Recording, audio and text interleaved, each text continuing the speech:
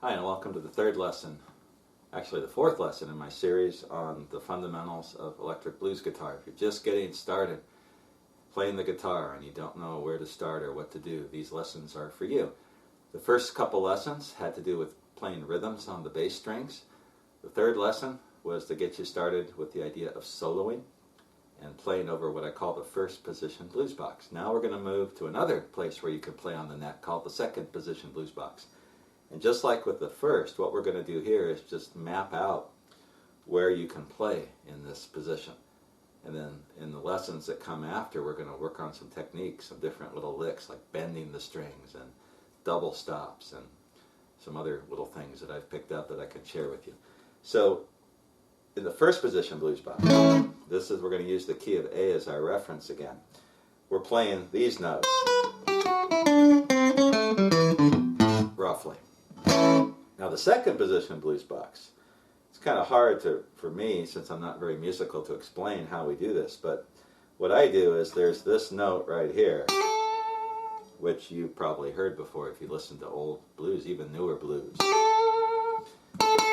And to me, that note is sort of the heart of the second blues box. So here we have our first position bar chord, and we're moving, if we go 1, 2, 3 frets, then we get out of that position and put a double stop with our first finger on the 8th fret of the first string and my third finger or ring finger on the 10th fret of the second string. That's what's called a double stop, where we're playing two notes at once. But that position is really the guidepost to finding the second blues box, at least for me.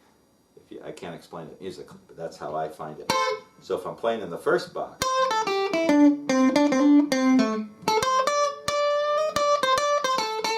I know I can move to the second box and go higher if I move to that position. So there's first position blues box, 1, 2, 3, and then get that position. And the notes we can play, basically you can start on the 10th fret of the second string and go to the 8th fret. There's some tunes, Magic Sam, early Little Milton stuff, where they do this little lick,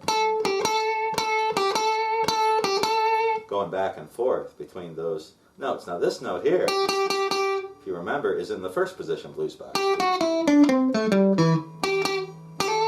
Now we're going here, which is the same as here. It's an A, but we're playing it on the second string, so it sounds different. And we can do the same thing on the first string. So 8th fret, 10th fret,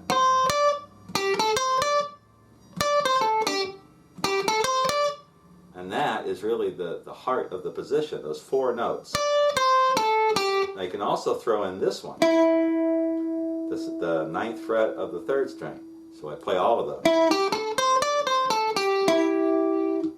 That's my second position blues box. Then I can slide up here from the 10th fret of the first string to the 11th fret. And again, I'm not doing anything fancy. I'm just showing you where you can play. So if we're playing in A, we've got the first position blues box. Then we got second position blues box.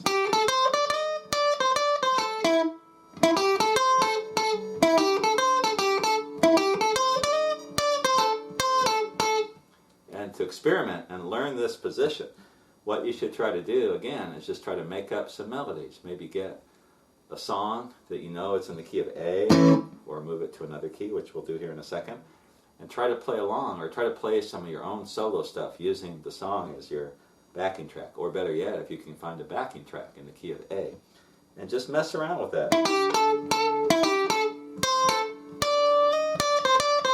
Try not to bend, because I don't want to do that yet.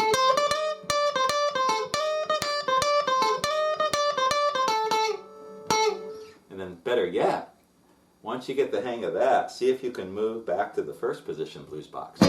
So something like this.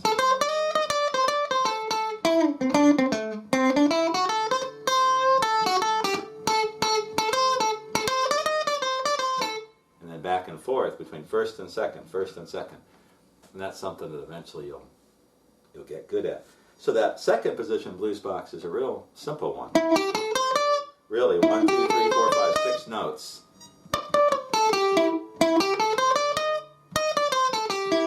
other places out of that and add more to it, but that is like again, the skeleton of the whole thing. And again, it's movable. So if we're playing in G, 1, 2, 3, remember that double stop?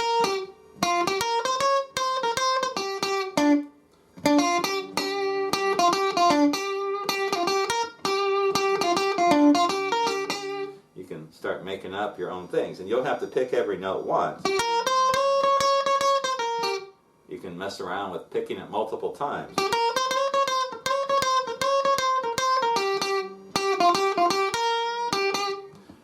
And we'll do the vibrato and all those little tricks in the next lesson or so.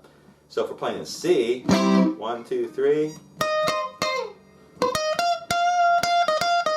Sorry, I bent.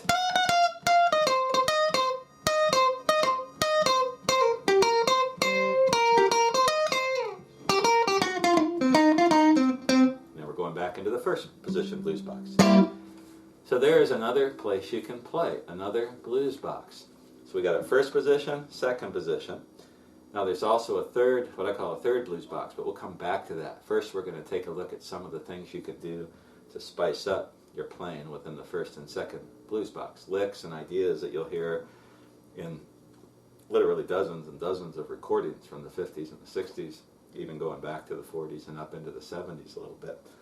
So if you have any questions or comments, let me know. I'll have these tabbed out for you to help you find your way around, and I'll do it in different keys. But to really play and not have to think too much, you just got to learn. You look at the guitar. You know that's an A chord, so you know the second position blues box is here. And there's some other things you could play. Basically, we're playing over the chord shape in the first position blues box. Second blues box, we're getting away from it a little bit, but we're still playing over an A chord shape. And I'll show you that later. We'll do some fancier stuff. If you have any questions, comments, let me know. In the next lesson, we'll come back and work on embellishing the first and second blues boxes.